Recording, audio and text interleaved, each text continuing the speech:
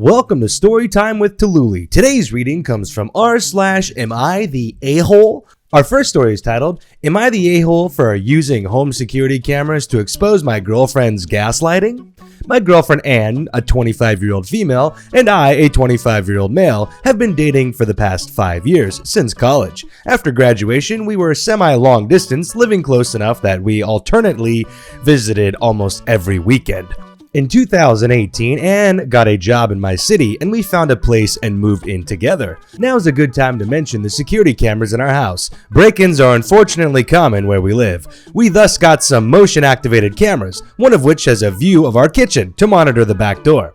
The cameras only record when there's motion so they can retain footage for a very long time. Anne of course knows this. About a year ago, Anne started complaining I wasn't contributing equally to chores. I've been obsessive about chores my whole life. Growing up, not doing the dishes meant no video games for a week. When I lived with roommates, I was always the chore dictator, making dang sure we all stuck to our chore wheel. Anne is just as fastidious about chores, so we just naturally alternated who did what. I'd just been brushing her remarks off, but over the last few months, they've become much more aggressive. Ergo, I was vacuuming and Anne said, "Look at you finally cleaning up around here." I replied that we alternated vacuuming, to which she retorted, "No, you vacuumed maybe twice since I moved in." Exchanges like this have been happening so frequently that I began to doubt my own recollection. Am I not as clean as I thought?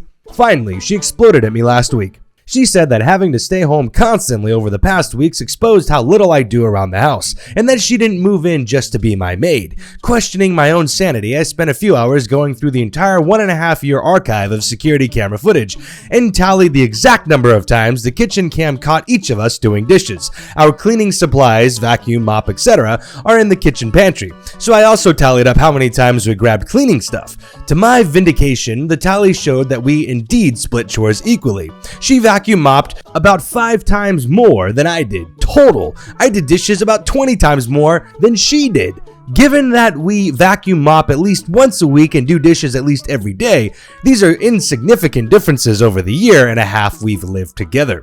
When I confronted Anne, she shrugged off her behavior as remembering things differently. But the real sin here was what I did, which she called an unforgivable violation of her privacy, akin to abusive stalking. She has broken up with me and is trying to move out, although obviously this is difficult due to current circumstances. I'm totally heartbroken. Anne was the love of my life and I can't believe she destroyed our relationship like this. To make matters worse, she told many of our friends who are mostly siding with her. They've been texting me that what I did was creepy, abusive, controlling, invasive, etc. I'm at a loss. I'm beginning to think I'm the one who's off base here. Edit. Some people thought I vacuumed 5 times more and she did dishes 20 times more. I clarified the wording that it was literally 5 more times and 20 more times total over 1.5 years. Yeah, I don't think you're in the wrong. If she's complaining and you feel like you're doing it equally and you can't come to a conclusion on who's right, you have video evidence, which is actual hard data. And yes, it might be a little overboard that you went through 1.5 years worth of footage to document all of it, but hey, you were doing some analysis and you came to a conclusion that was factual and she just couldn't handle it. So it is what it is, I guess. I'm sorry for your breakup. I hope you feel better.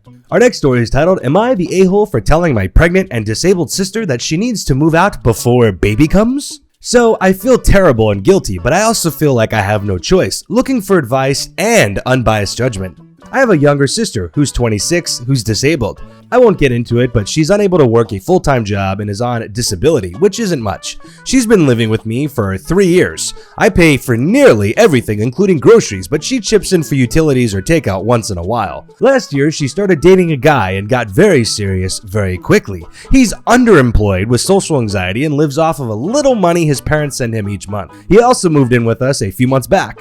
I live in a larger house, so didn't mind 2 more people at the time. 2 weeks ago, my sister told me she was pregnant. I was shocked. She said she's around 1.5 months along and they're excited to be parents. I didn't know how to react and sat on it for a few days before approaching both of them and saying that I can't have them raising a baby in my home. I basically support both of them at this stage, letting them use their money, again, not much, for leisure things like movies or video games. I asked them how they plan on paying for a baby and they didn't think it was a big deal. I imagine if the baby comes, I'll probably end up paying for all 3 of them. In the end, I told both of them that they can stay with me until the baby comes, but I don't want a baby in my home and the huge amount of responsibility that will probably fall to me. My sister cried and her BF accused me of being two-faced because they have nowhere else to go. I offered to help them pay rent for the first few months and budget for them, but they're resistant. My sister is now saying I'm essentially forcing them to give up their baby by kicking them out. I feel bad, but I feel like if this keeps going, I'll be supporting an entire family on my own for who knows how long. Am I the a-hole? I don't think so. I think you were nice and generous enough to let your sibling come live with you, and then she brought in a boyfriend, and you were even more generous to let the boyfriend live there as well, and then they got pregnant, and yeah, I feel like with that pattern, naturally, it's probably going to fall on you, and I don't think that, you're not responsible for raising their family, unfortunately. I know it's kind of a bad situation, but I don't think you're in the wrong there. Our next story is titled, Am I the a-hole for legally changing my name and refusing to speak to my mother? Growing up, my mother had a horrible habit of trying to one-up my Aunt Tara. She did everything from dyeing her hair like my aunt, making our living room a replica of hers, and getting better versions of her pets. My mom was the pretty sister growing up, married, better, and had better kids. This caused huge resentment for my siblings and I. Everything we did was thrown into our cousins' faces. This led to us not speaking to my mother that often and refusing to go see our Aunt Tara. I was close with my cousins. We went to the same school, but I hated when my mom was around. What made it even more awkward was the fact my mom stole my Aunt Tara's names.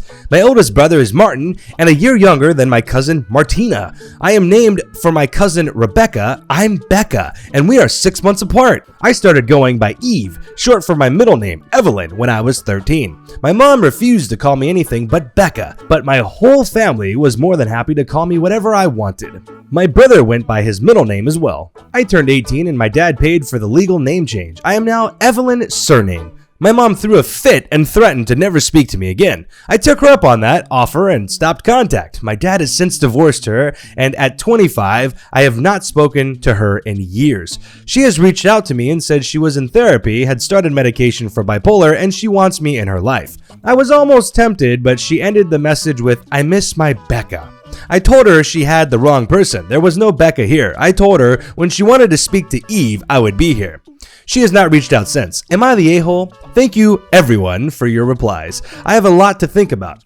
I have had so many messages, I am not sure how to reply to them all, but thanks everyone who took the time. I think she's being a bit psycho. She's a bit of an insane parent there, and it's kind of drove a wedge between the family and caused a divorce and the whole family to fall apart. It's good that she's seeking therapy, and maybe she's coming to terms with that, so if you believe that she can get better and that she's going to have some positive reinforcement in your life, it's always nice to have a good relationship with your parent. But if she decides to not really respect you and continue with those things, no therapy, just that doesn't stand as an excuse. So I think right now you're okay, but if she really wants to try and she makes an effort, then yeah, maybe go along with it, because a good relationship with a parent's a nice thing. All right, our next story is titled, Am I the a-hole for kicking out my dad and his pregnant wife out of the home I legally own after they sent my depressed sister to live with our aunt?